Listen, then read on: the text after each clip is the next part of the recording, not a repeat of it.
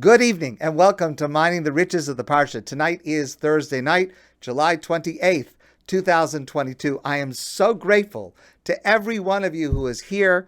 This is a highlight of my week, and it is a thrill for me to be able to be with you. I'm grateful that you've set aside the time that we can study together tonight. The idea of Yartzeit, marking the anniversary of death of a loved one, is very profound in Jewish life, in every Jewish community. It's universal. The word Yartzeit is German. It means year, time, meaning the time of the year. The idea of marking a Yartzeit in some specific manner goes back at least to the time of the Talmud, so that's 2,000 years ago. Some of the specific aspects of observing Yartzeits that we're familiar with are more recent. For example, saying Kaddish on a Yartzeit or lighting a candle on a Yartzeit is relatively recent. That's from the late 16th century. In the entire Torah, only one Yartzeit is explicitly mentioned, and it is in our Torah portion this week.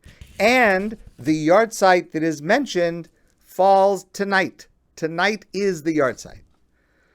Torah says in the Parsha of Massai, near the end of Bamidbar, Vaya'al Aharon HaKohen El Har HaHar, Al Pi Hashem, Aaron, the priest, Moshe's brother, went up to the top of Mount Har at God's command, Vayamas Sham, and Aaron died there. Bishnas ha'arbayim l'tzeis b'nei Yisrael mer Mitzrayim, in the 40th year after the Jewish people left Egypt. B'chodesh hachamishi, in the 5th month, be'echad lachodesh, the first day of the month. So the 5th month, starting from Nisan, is the month of Av. On the first day of Av, Rosh Chodesh Av, tonight is Rosh Chodesh Av. Tonight and tomorrow is Rosh Chodesh Av.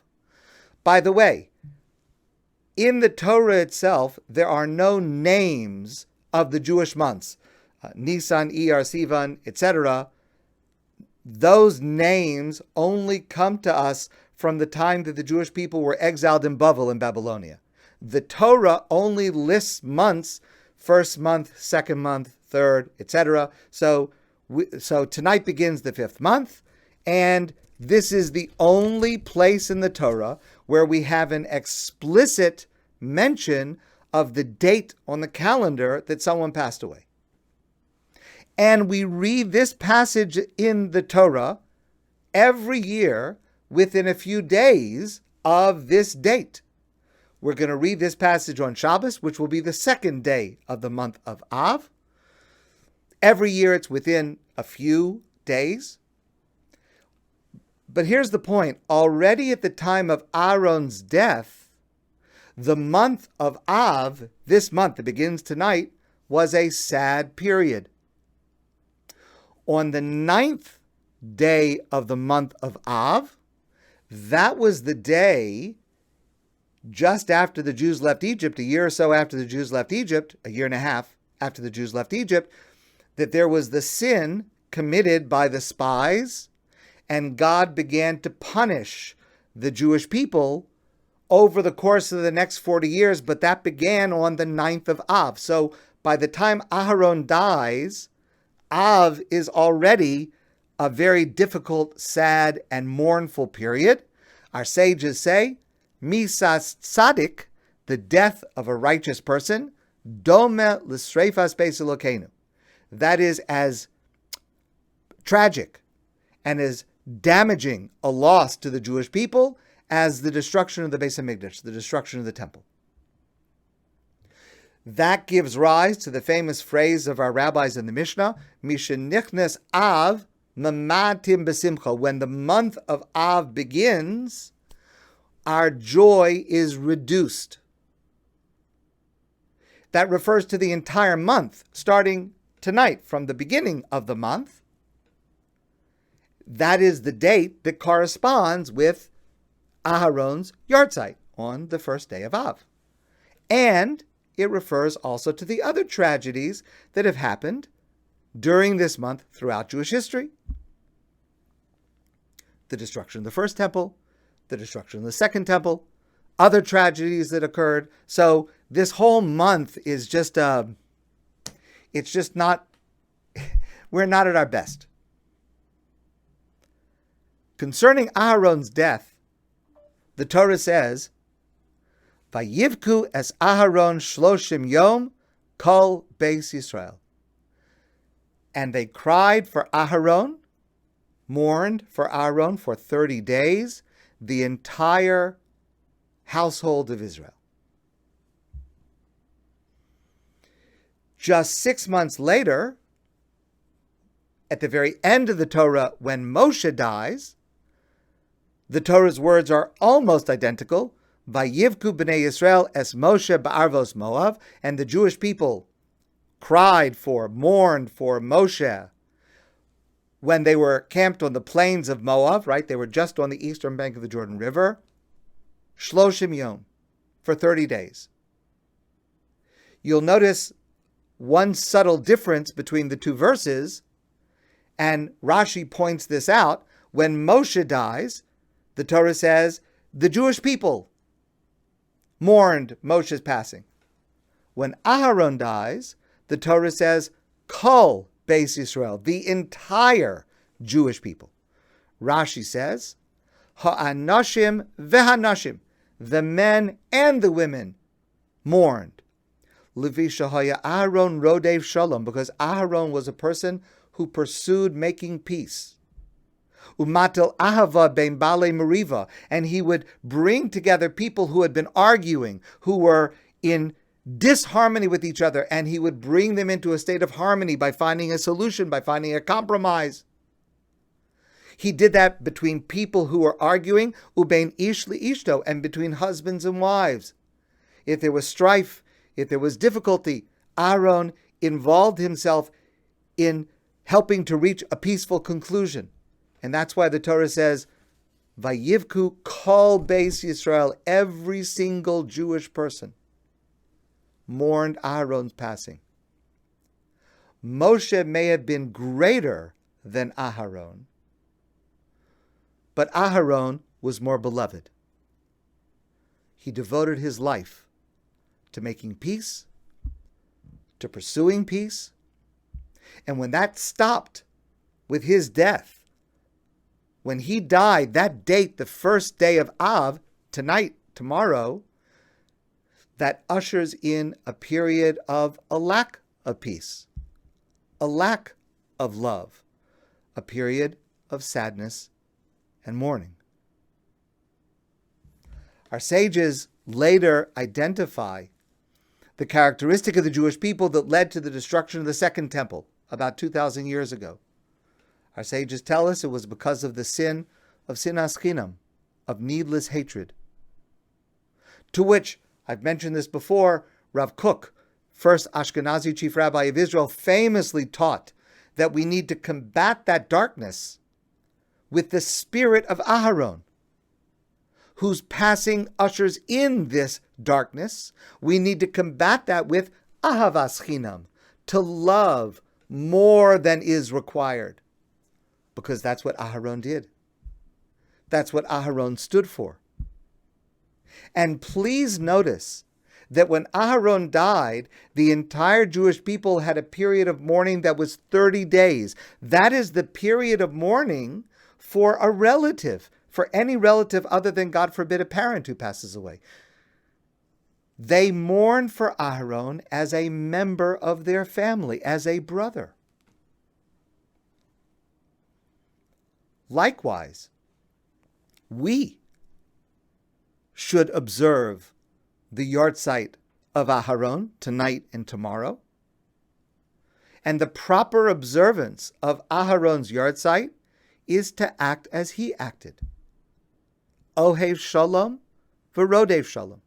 To love peace and to pursue peace. Or to use Rav Kook's phrase, to engage in ahavas chinam, to engage in abundant love, more love than is called for. There is variation among different groups of Jews in how to observe a Yartzeit. But one practice that is universal among all groups of Jews today is to say Kaddish. So I'd like to focus tonight on this prayer, what it means, and what the experience of saying it is supposed to do for us within the context of mourning someone who's passed away. Because this prayer has had an oversized impact on Jewish life. Kaddish is among our oldest prayers. It was originally written about 2,400 years ago. And it evolved into several different forms or versions. So let's start with the original prayer. Ironically, that's known today as Chatzi Kaddish, which literally means half Kaddish.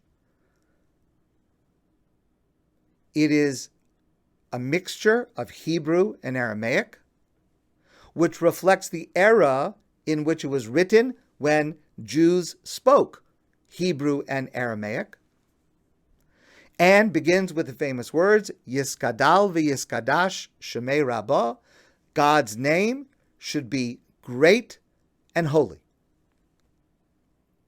The structure of this prayer is that the person saying Kaddish is calling out to the congregation to respond with the line in the middle, where the congregation responds, Yehei Shemei Rabbah Mevarach Leolam Ulmeo Maya. And the Talmud tells us that when the congregation responds with that line, and again, the congregation is responding because it's being elicited by the person saying Kaddish, asking the congregation to say this, the Talmud tells us that that line is God's favorite prayer. Listen carefully. This is the Gemara in Brachos, Masechta Brachos. B'shah sheYisrael nichnasin lebati knesios ubati midrashos. When Jewish people gather into synagogues and study halls, va'onin, and they answer when someone says Kaddish, they respond, Yehei Shmei Rabbah Mevarach, etc. HaKadosh Baruch Hu Menanea Rosho, God, so to speak, shakes his head. V'omer, and he says, Ashrei HaMelech shemekalson oso beveso kach. Praiseworthy is the king whose people praise him in this manner. God is affected, God is moved, so to speak, by this particular praise. The person who is saying Kaddish says it standing with their feet together.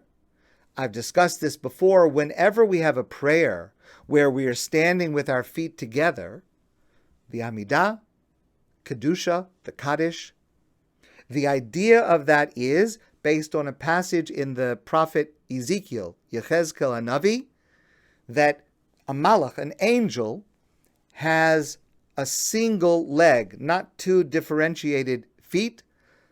And so when we stand with our feet together, we are attempting to imitate angels. In other words, we are no longer in this world. We are transported to another realm, to a spiritual realm, directly in God's presence. When a person is saying Kaddish, they are no longer in this world for those moments. I'm going to come back to this point a little bit later. So, the Kaddish prayer, originally written, serves to mark the different sections of the prayer service. And from the what we refer to as the half Kaddish, Chatzi Kaddish, it developed into several different forms. or versions that are used at different times. After the Amidah, where we're standing directly in front of God and we're praying to God, we have a version of the Kaddish that adds the line, Tiskabel tzelos hon uvos hon. We say to God, please accept the prayer that we have just offered to you. That version of the Kaddish is always said by the one leading the service after a Shemona Esrei, or an Amidah. There is a version of the Kaddish that includes a paragraph that starts with the words, Al Yisrael v'al Rabbanan. It's known as Kaddish Rabbanan, the Rabbi's Kaddish. That version of the Kaddish is said after we study Torah. So, for example, at the beginning of the morning service, we say the karbanos, the sacrifices. That's not prayer, that's study. On Shabbos, at the end of the morning service, we say Ein Kelokenu, which has the order of the incense. That's not prayer, it's study. It's followed by Kaddish Rabbanan. And the reason is that extra paragraph is saying thank you to the teachers. Thank you to our teachers who teach us Torah. And they should be well and they should be okay. So if we have had the chance to study Torah, we say a version of the Kaddish that includes this prayer thanking those who teach us Torah. Is a very interesting form of the Kaddish. Often it's referred to as the graveside Kaddish. It is the Kaddish that is said at a funeral, God forbid, standing at the graveside. And that version has an extra paragraph. And that paragraph refers to one of our 13 fundamental beliefs of Tchias HaMesim. Those who have died, at some point in the future in the Messianic era, they will come back to life. In other words, death is not permanent because the neshama, the soul of a person, that continues to live even after the physical body has died. It's a very moving and dramatic statement to make at the graveside, that though this person's physical body is being placed into the ground and has finished its physical life, the neshama of the person, the soul of the person, the spirit of the person is still alive. And finally, there is the version that we refer to as Kaddish Yasom, the mourner's Kaddish. Literally, it's the orphan's Kaddish, but we refer to it normally as the mourner's Kaddish. And this is the version of Kaddish that has had, I think, the greatest impact in Jewish life. It is a ritual that brings people to the synagogue. It brings people to be involved with the Jewish community. This version was originally written as the Kaddish to end the service. You have a Kaddish in between one section and another, a Kaddish after the Amidah, and then you're going to have one at the very end. It consists of Chatzi Kaddish, the half Kaddish, plus 2 extra lines. Both of those lines are prayers for peace. Yehei Shlomo Rabbah, may God's peace increase, and then the famous line at the end, Oseh Shalom B'Ramav, God who makes peace in high places, make peace here on earth. And the reason for that is that every prayer ends with a prayer for peace. The Amidah, the last paragraph, is a prayer for peace. The service as a whole, the last prayer that we say, ends with a prayer for peace. And as you know, when we say that line, Oseh Shalom, first we take 3 steps back. We take 3 steps back and we say this line, Oseh Shalom B'Ramav. The reason that we take 3 steps back is because we are leaving God's immediate presence. When we're saying the Amidah, we're standing directly in front of God, praying to God, speaking directly to God. I mentioned before, when we say Kaddish, we're standing with our feet together as if we're angels in direct communication, spiritual communication with God. And then when it comes to an end, we take 3 steps back to emphasize we are now leaving that intimacy, that moment of closeness, which was expressed by the fact that we were standing with our feet together like angels. We're now coming back to earth. We take 3 steps back. I've heard several people make the following comment. Another reason why we take 3 steps back before we say that line. And that's because sometimes, not always, but sometimes, in order to make peace, you have to step back. You have to give room to the other person. Not every comment or action requires a response. Sometimes, let it go, step back, let it pass. So, okay, that's Kaddish. Now, what's curious is that it should be a prayer for mourners, because the Kaddish prayer has no mention of death, no mention of grief, no mention of mourning, no mention of memory. So first let me share the technical, correct answer to this question. And that is as follows. Originally, as I mentioned before, this last Kaddish is meant to end the prayer service, every prayer service. And it is said by the Chazan, the one who's leading the service. Because we end every prayer service with a prayer for peace. So there's one Kaddish at the end. It is a mitzvah for a mourner to lead the davening, to be a chazan, to be the one who's leading the prayers. And the reason for that is because it's a merit to the soul of the person that passed away. Like any mitzvah that a person does in memory of someone who passed away, it's a merit to the soul of that person. But it's leveraged. It's a very good deal because when, let's say, I'm leading the davening, if I'm the chazan, so it's not just the words that I'm saying. I am evoking the congregation to respond. If I say Baruch Hu, and the entire congregation is going to respond. If I do the reader's repetition of the Amidah, I am saying this prayer on behalf of everybody who is there. If I am leading the Kaddish, I am evoking, eliciting the entire congregation to respond, Yehei Shmei Rabbah. So it's a mitzvah that is leveraged with greater value, excuse me for using that term, because it's not only my mitzvah, I am eliciting and evoking a whole lot of people doing mitzvos because of me. So it's a valuable mitzvah to do in memory of someone who's passed away. The only thing is, not every mourner knows how to lead the entire prayer service, knows how to be a chazan. So what we do is we take the last prayer,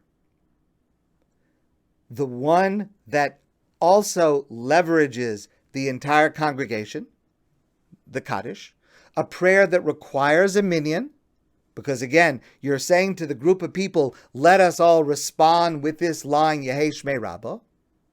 And the chazan, who should be saying this last prayer, sacrifices it and gives it to the mourners.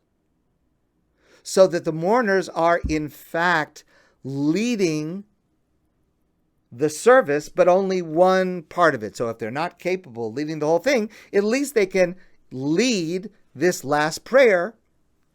And that's the reason that this prayer becomes a mourner's prayer. That means that when a person is saying Kaddish, they should say it aloud so that others can hear and respond, Yehei Shmei Rabbah. Because if I simply say it to myself, I'm missing the whole purpose of what the meaning of the words are. Likewise, saying Kaddish only makes sense if I am within a minyan. If I'm by myself, the words just simply don't make sense. Because the words say, I'm asking the entire congregation to respond and say Yehei Shmei Rabbah. Well, if you're in a congregation, that makes sense. But if you're alone and you're asking people who are visible to respond to you, that's a little strange. So if a person is not within a minyan, it's better to say some other prayer. God likes lots of prayers. Say a paragraph of Psalms. Say some other prayer. But the Kaddish, the words of Kaddish only make sense if we are within a minyan. There's a difference in custom whether women say Kaddish. My opinion and my practice and the custom at ADATH is that we encourage women to say Kaddish. You should know there are different practices in different places.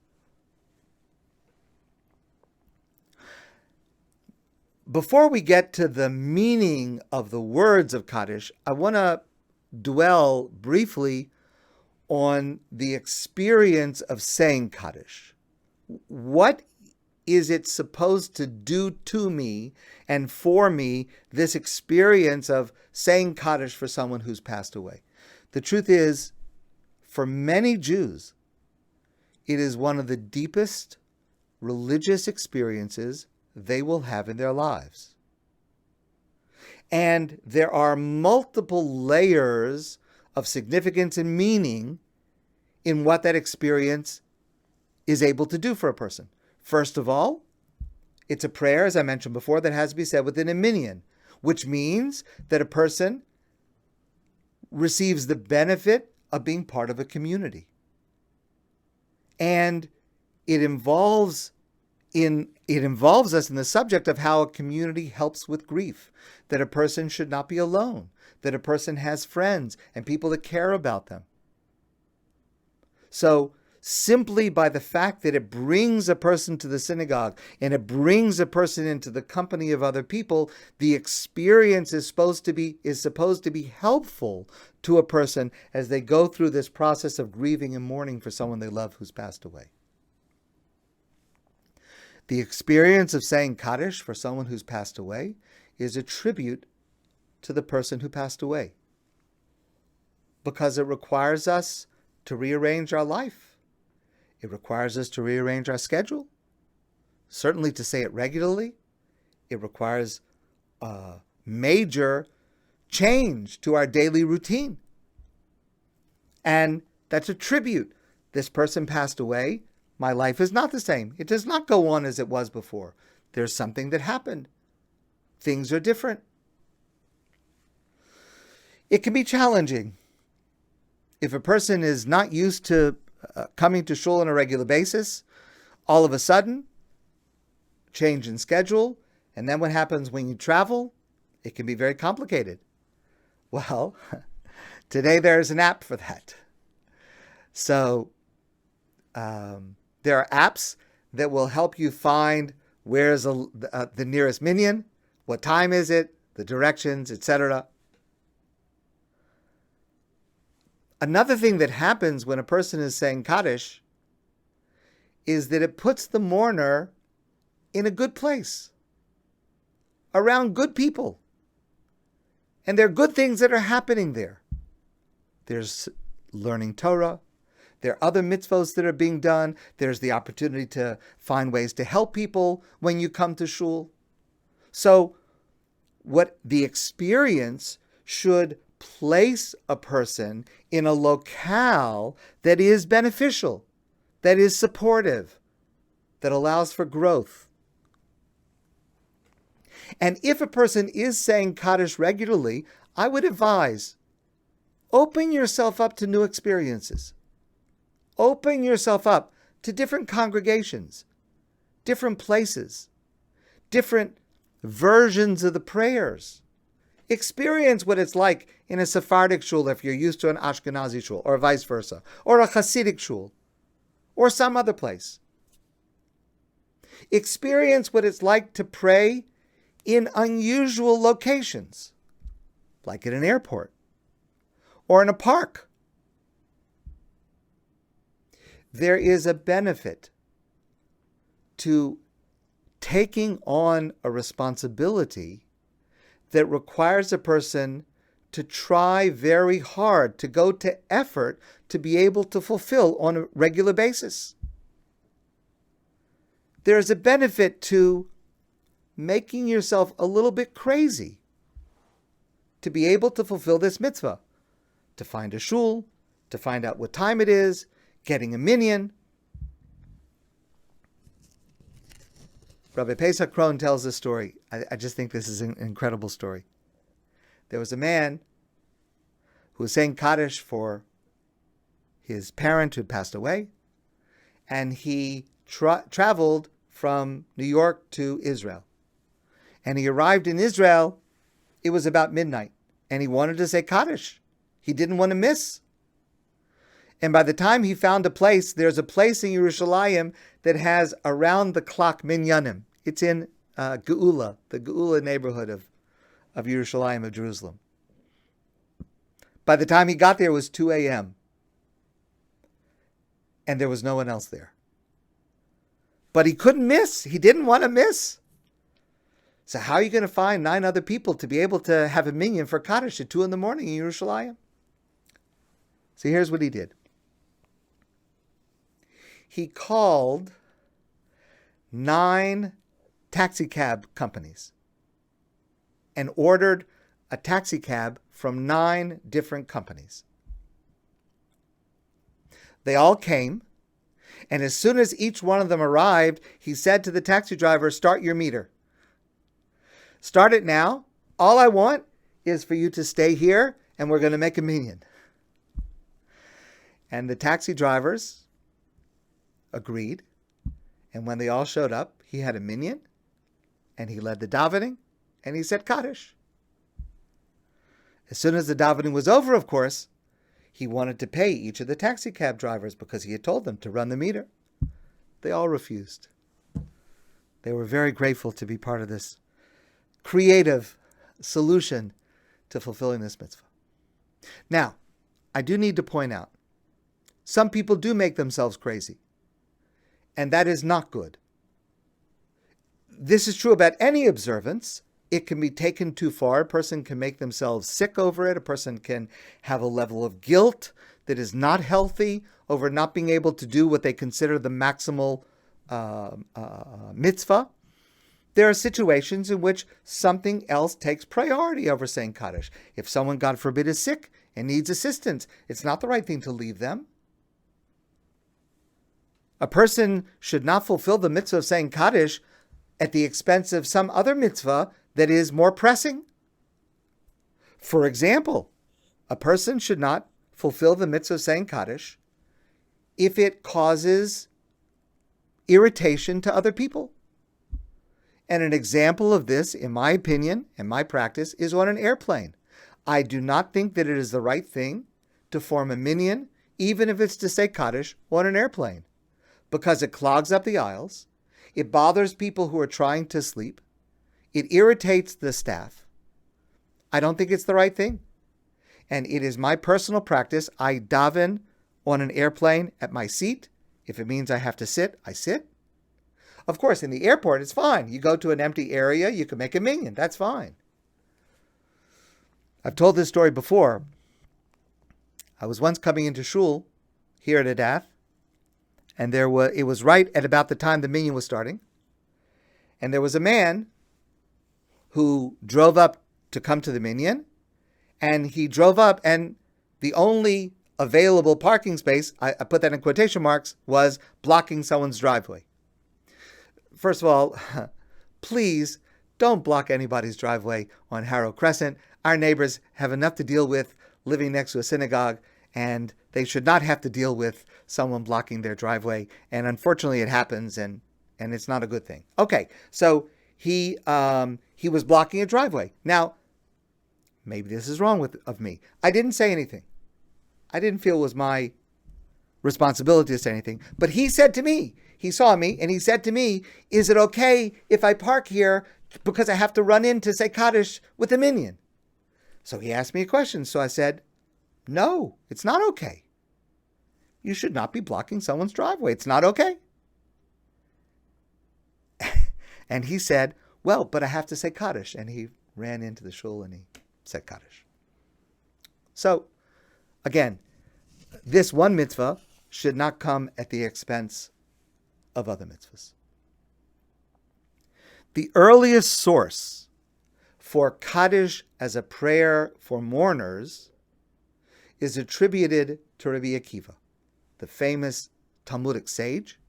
However, the attribution does not occur in the Talmud. It first occurs only several hundred years after Rabbi Akiva died.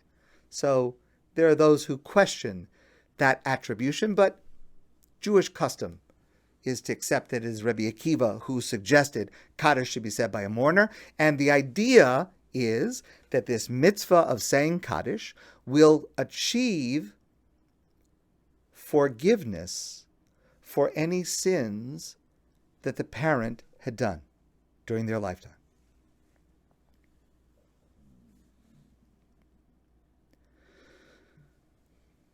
That's the reason, by the way, that for a parent, God forbid, we say Kaddish for 11 months, even though the period of mourning is 12 months. But if you say Kaddish for 12 months, that seems to indicate that that parent has lots and lots of sins that need atonement and requires the full term. So we stop a month early to indicate, no, the parent really is righteous, doesn't need the full term of the atonement that is offered.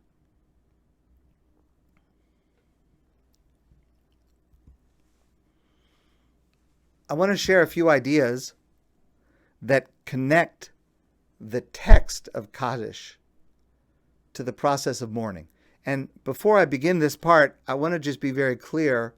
Every experience of mourning is unique, and everyone goes through a period of mourning differently, and different ideas will apply to different people. There may be some overlap, but there will be situations in which one idea may apply and not the other, or vice versa.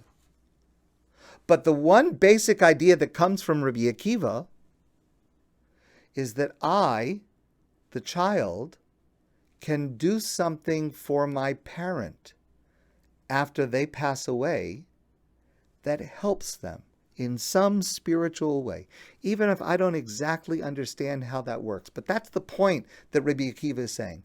I can do something for my parent. So I'll tell you a personal story. My father passed away about 11 and a half years ago. And in the last years of my father's life, we moved here to Montreal, which was wonderful, very good.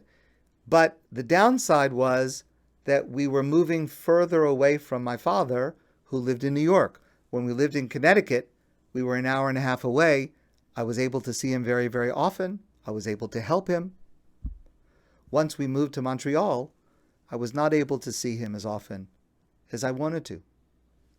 And when he passed away, I felt very bad that I had not done as much for him as I thought that I should have. When I was saying Kaddish, it was very powerful to me that I was in some way helping him, that I was doing something that in a spiritual sense benefited him in a way that I was not able personally to do for him in the last years of his life. Now, on a deeper level, Kaddish begins with these words, Yiskadal v'yiskadash me Rabba. We are praising God's name. Rabbi Maurice Lamb says, when we say Kaddish, we make a vigorous declaration of our faith, but we do so in a transcendent realm, remember, with our feet together. And at the end of Kaddish, we take 3 steps back, as I mentioned before, indicating that we're exiting the spiritual world and returning to the earthly world. We are moving, when we say Kaddish, into a different realm. In other words, while we say Kaddish, the words of Kaddish tie together heaven and earth. The words of Kaddish, Rabbi Lamb writes, enable us to connect with the departed, soul to soul, spirit to spirit. Kaddish creates a harmony of two hearts, the deceased and the survivor. It allows us to continue the conversation, to say what still needs to be said.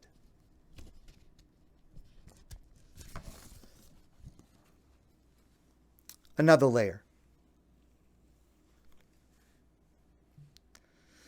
Yiskadal v'yiskadash, I praise God's name. I glorify God's name.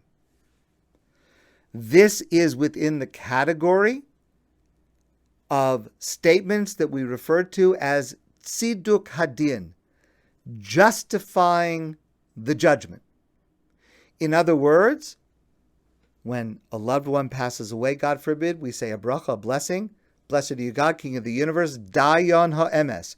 You are a true judge. And what we mean by saying that is we may be distraught, we may be angry, we're grieving when someone we love passes away. We recognize in that moment God has a plan. We don't understand it. We don't like it. It may hurt us. It may anger us. Maybe not every mourner can do that. Again, it depends on the situation.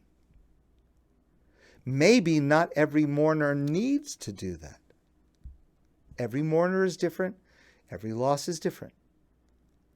But that is the task our tradition sets for a mourner, to say Kaddish, to see a mysterious God above, even when he is almost totally hidden. And that is a sublime service to God, to be able to say Kaddish, to be able to say Yiskadal v'Yiskadash at that moment of pain and loss. But that's a service to God that is deserving of being called God's favorite prayer. Rabbi Yosef Soloveitchik says it as follows: in the midst of the shade of his suffering and personal loss, he seeks and finds God. Rabbi Yitzchak Hutner once wrote a letter to a former student of his who had suffered a terrible, tragic loss. And here's what he wrote: to comfort you, I don't know how. I know only these words, uttered by millions of Jews when their souls are bruised. They part their lips and they are able to absorb strength and energy even at the depth of their deepest despair.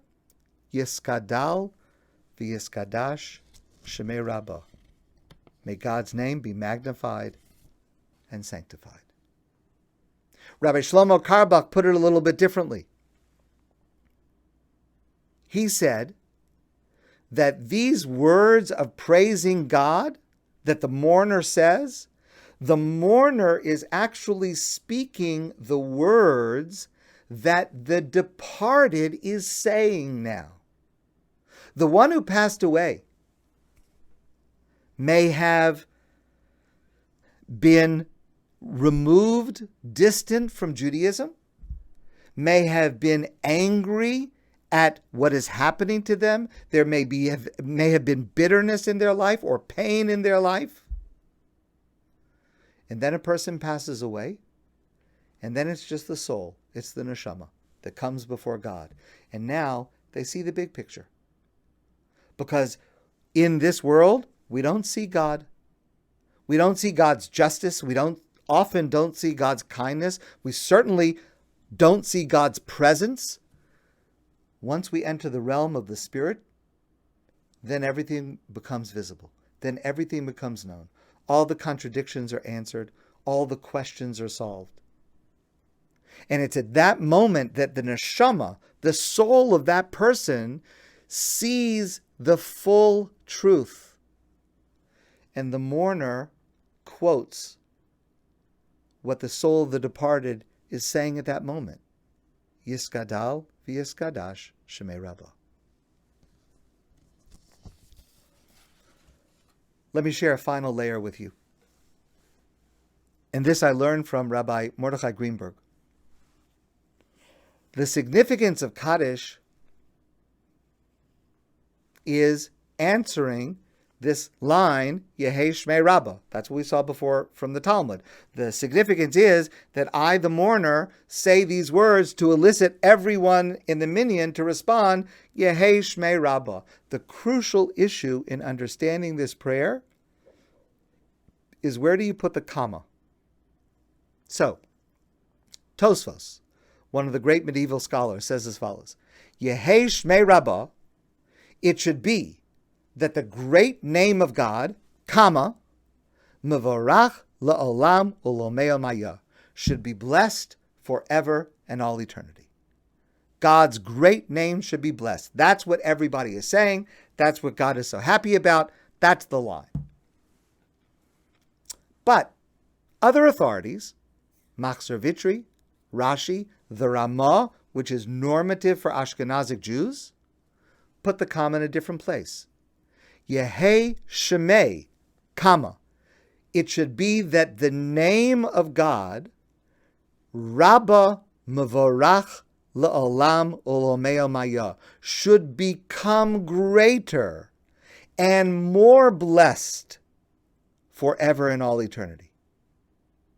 Now, the theological problem with that version is obvious. Rashi asks this question. How is it possible for a person to make God's name greater? Shema chas v'shalom kaviyachol chaserhu? Do you mean to indicate, God forbid, somehow that God is lacking and that I, as a mourner, am making God's name greater? How is that even possible to imagine? And Rashi gives an astounding answer. Yes. Vadai chaserhu, God's name has been diminished. Every time a person dies, God is diminished. There's one less person in the world to recognize God. There's one less person in the world to praise God. There's one less person in the world to serve God. There's one less person in the world to reflect God's presence in the world. God is diminished when a person passes away. And that's why we say Kaddish. Yehei Shemei, the name of God that has been diminished by the loss of my father or mother or husband or wife or sister or brother or son or daughter, God forbid, may the lessening of God's name caused by this death be made greater again. Kaddish is a merit for the deceased, but it's not a magical formula. The goal of saying Kaddish is not simply to have read the words. Kaddish is a pledge. I, the mourner, I, the survivor, will make up the loss. That's the merit to the deceased. That's the power of Kaddish. I recognize that there is something less in the world, and I make the pledge that I'm going to find a way to make it whole again, to make it better. This is an incredible story.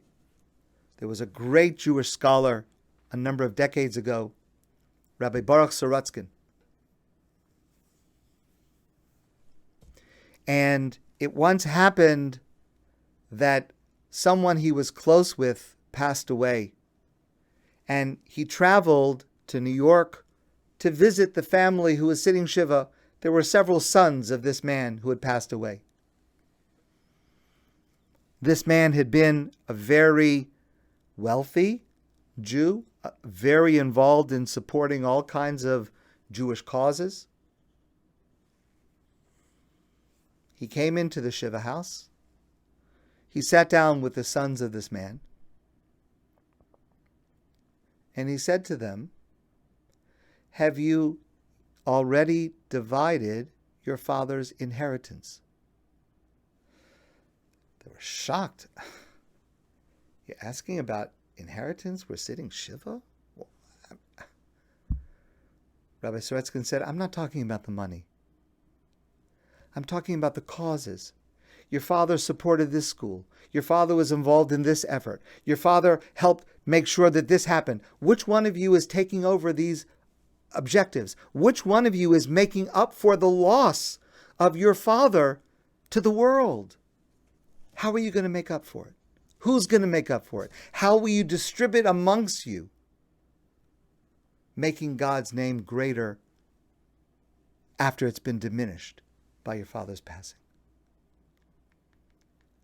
When we suffer a loss, initially we'll focus on what we feel, what we lack. There is a certain narcissism in grief, and that is natural and that is healthy within limits. But Kaddish directs us to focus also on what the loss means to God, on what the loss means to the world, and our pledge to fill in what is missing. This is the question that Kaddish poses to every mourner. And that is the power that Kaddish gives to every mourner to be able to repair that breach, to make God's name greater, to make the world better in the face of this loss. My friends, I want to wish you a great evening and a beautiful Shabbos and a happy Rosh Chodesh. And I look forward to seeing you soon in person.